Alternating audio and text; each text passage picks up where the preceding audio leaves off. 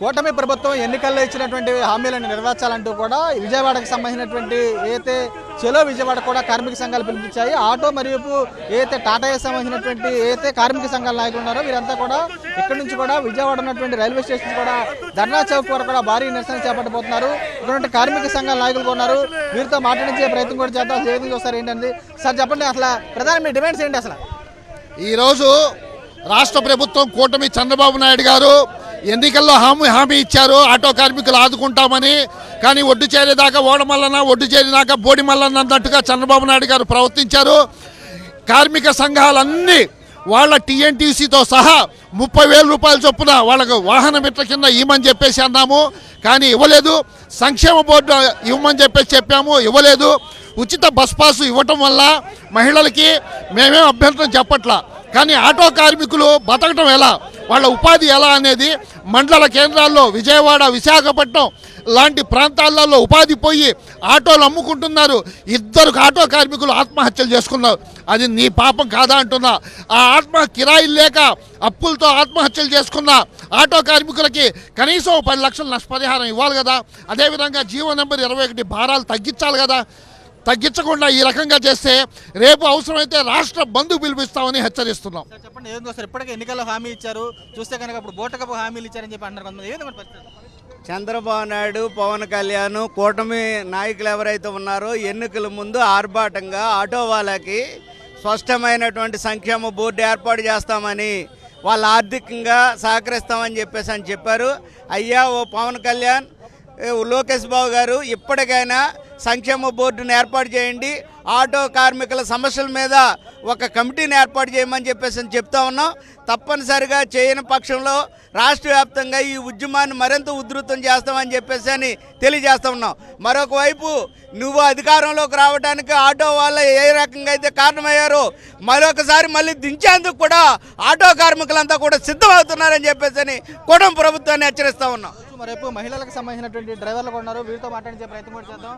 చాలా ఇబ్బంది ఉందన్న, ర్యాపిడో సమస్య ఎక్కువైపోయింది. మందులో ఫ్రీ బస్సులు పెట్టడం వల్ల ఇంకా కొంచెం ఇబ్బందులు ఏం లేవన్న, బాడీకి ఏం లేవు. అసలు చాలా దారుణంగా, అసలు ఈ 20 రోజుల నుంచి మా మీద మాకే ఎర్త పుట్టేసింది. అంత ఇదిగా చేశారు. మేము ఇప్పుడు సావాలా బతకాలనే ఆలోచనలో ఉంది. 20 రోజుల నుంచి 500 కాదు 5 రూపాయలు తీసుకెళ్ళలేకపోతుంది ఇంటికి. బండెద్దులు కట్టుకొని గ్యాస్కి ఇట్లకి తోలే కూడా రావట్లేదు. 1-2 కిరాయికి అంట 100 రూపాయల కిరాయి కూడా దొరకట్లేదు. రాత్రి 10 కాడి నుంచి తెల్లారి 7 దాకా ఉన్న 100 రూపాయల కిరాయి తగలదాకి చాలా అతి కష్టంగా ఉంది. ఈ వాలా ర్యాపిడోలు ఎక్కువైపోయినాయి, బాగా బైకులు ఎక్కువైపోయినాయి. బైకులు డ్రాప్ చేయమంటే చేయనీయట్లేదు. ఆటోలు కంటారా, ఆటో మీద మరి పడితే ఆటో ఏదో వెళ్ళేది అది కూడా లేకుండా చేస్తున్నారు. కానీ మాకు ఇది చాలా ఇబ్బందిగా ఉంది. ఈ బస్సులు పెట్టిన వల్ల ఇంకా ఇబ్బందిగా ఉంది. మాకు ఇది అయితే మేము అడగలేదు, చేయలేదు. మాకు కావాల్సింది మా వేస్తానన్నది మాకు వేయమని మేము అడుగుతున్నాం. అది ఉన్నటువంటి కార్మిక సంఘాల నాయకులు ఉన్నారు, వీరితో మాట్లాడే ప్రయత్నం చేద్దాం. చూస్తే కనుక ఉన్నటువంటి వీరంతా కూడా ఒకటే స్పష్టంగా కనపడుతుంది. ప్రధానంగా కార్మిక సంఘాల నాయకులంతా కూడా పూర్తి స్థాయిలో కూడా తమకు ఎన్నికల్లో ఇచ్చినటువంటి హామీలు కూడా నెరవేర్చాలని చెబుతున్నారు. ఇక్కడ ఉన్నటువంటి నాయకులు కూడా ఉన్నారు, వీరితో మాట్లాడే ప్రయత్నం. సార్ చెప్పండి, ప్రధాన మీ డిమాండ్స్? ఖచ్చితంగా కార్మికుల యొక్క అభివృద్ధి కోసం, సంక్షేమం కోసం, వారి భద్రత కోసం గత ప్రభుత్వం ఏదైతే ఏర్పాటు చేసిందో జగన్మోహన్ రెడ్డి గారి నాయకత్వంలో వాహన మిత్ర, ఆ యొక్క సడలింపులని సడలించి ఈ ప్రభుత్వం చేస్తున్నటువంటి నిరంకుశత్వాన్ని ఎండగట్టాలని ఈరోజు కార్మికుల సంఘాల ఆధ్వర్యంలో YSR Congress party trade union తరఫున కూడా పెద్ద ఎత్తున మేమందరం కూడా పాల్గొనడం జరిగింది. ఒకే ఒక నినాదం, ఏదైతే స్త్రీశక్తి పథకం ద్వారా ఆటో కార్మికుల యొక్క భుక్తిని కూలదోసే ప్రయత్నాలు చేస్తూ ఉన్నారో ప్రభుత్వాలు, ఇటువంటి నిరంకుశత్వాన్ని పక్కన పెట్టి ఖచ్చితంగా ఎటువంటి షరతులు లేకోకుండా కార్మికులకి ప్రతి ఒక్కరికి కూడా వాహన మిత్ర ఇవ్వాలని చెప్పి వారిని న్యాయం చేసే వరకు కూడా కార్మికులతో కలిసి మేము పోరాటం చేస్తామని తెలియజేస్తాం. ఎన్నికల్లో ప్రతి డ్రైవర్కి ఇస్తా అన్నారు, ఇప్పుడు చూస్తేనే ఓనర్కి ఇస్తామంటున్నారు. ఏంటి పరిస్థితి? కూటమి ప్రభుత్వం వచ్చిన తర్వాత గత ప్రభుత్వం వారు చేసిన దానికన్నా మేము ఎక్కువ చేస్తామని చెప్పని ఈ కార్మిక సోదరులందరికీ కూడా నమ్మబలికి ఎక్కువ ఇవ్వకుండా పోగా కార్మికులకి ప్రతి ఒక్కరికి కార్మికుల కుటుంబాల్ని రోడ్డున పడేసేటట్టుగా ఈ కూటమి ప్రభుత్వం నమ్మగలిగి ఈ కూటమి ప్రభుత్వం చేసిన ఈ నిరంకుశత్వమైన విధానాన్ని ఎండగట్టడానికి మా YSR Congress party trade union తరఫున, మా అధినాయకుడు జగన్మోహన్ రెడ్డి గారి తరఫున, మా వైఎస్ఆర్ కాంగ్రెస్ పార్టీ ఈ ప్రతి ఒక్క కార్మిక కుటుంబానికి మేము అండదండలుగా ఉంటామని చెప్పని ఈ జీవో నెంబర్ 21ని రద్దు చేసేంత వరకు ఈ వాహన మిత్ర విధానాన్ని 30,000 రూపాయలు పెంచేంత వరకు కూడా ఈ కూటమి ప్రభుత్వ నిరంకుశత్వాన్ని ఎండగట్టడానికి మేము ఎంత త్యాగాలకైనా సిద్ధపడతామని చెప్తాను మేము మనస్ఫూర్తిగా కోరుకుంటున్నాం. మా వైఎస్ఆర్ కాంగ్రెస్ పార్టీ సార్ చెప్పండి, ఎలా ఉంది సార్ మీ పరిస్థితి ఎలా ఉంది? ఎన్నికల ముందు ఇచ్చినట్టు హామీల్ని 16 నెలల దాకా హామీని అమలు చేయకుండా మహిళలకి ఫ్రీ బస్సుని ఏర్పాటు చేయడానికి కమిటీ వేసి 14 నెలల పాటు మరి ఏం గేదెలు కాసిందో మాకు అర్థం కాల.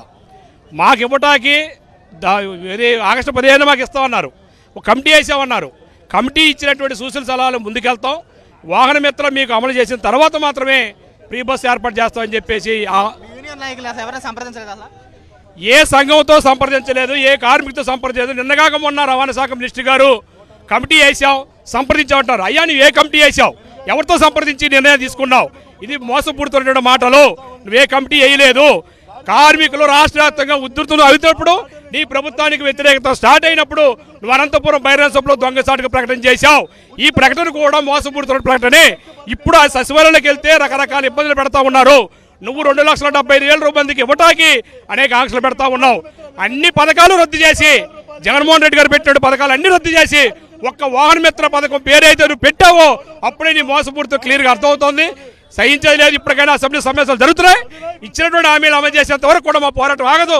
అవసరమైతే ఉధృతం చేస్తాం.